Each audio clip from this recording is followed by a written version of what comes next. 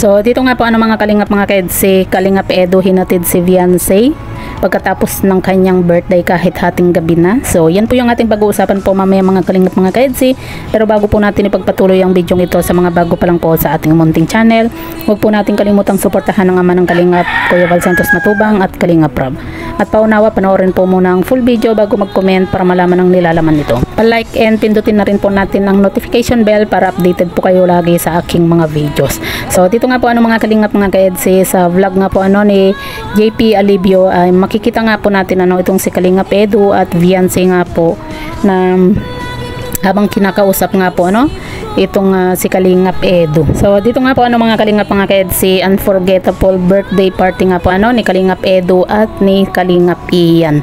At ayan nga po mga kalingap mga kaedsi, kagabi pa nga po natin gustong silipin nga po ang birthday party po ni Kalingap Edu at ni Kalingap Ian nga po, kung ano nga ba yung mga kaganapan nga po At ito po mga kalingap mga kaedsi, hinatid nga po ni Kalingap Edu itong si Viancy pagkatapos nga po ng kanyang birthday kahit na hating gabi na, di ba? Nakakabilib po itong si Kalingap Edu.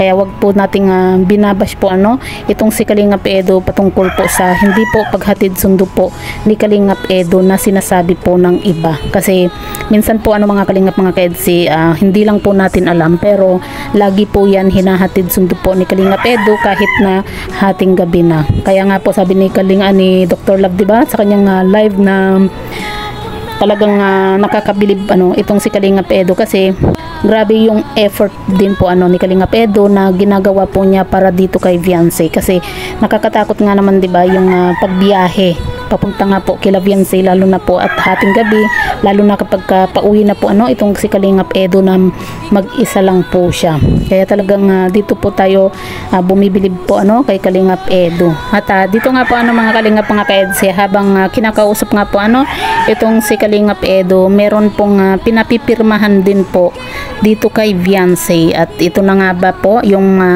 patungkol sa kanilang pag-travel at talagang grabe yung ganap po ngayong February, kasi nga po sunod-sunod po yung mga ganap. Ngayon tapos na po yung birthday po ni Kalingap Edu at ating ribbon na din po ng bahay nga po ni Viancy next week.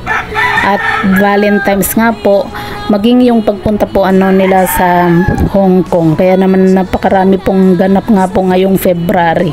At ayan nga po mga kalingap mga kaedsi, masaya po tayo dahil nga po sa makakalipat na rin po sila Viancy sa bago po nilang bahay. At talaga namang nakita po natin yung bahay po nila Viancy, dahil nga po sa tapos na ito, talagang napakaganda po, lalo na kapag may mga gamit na rin po.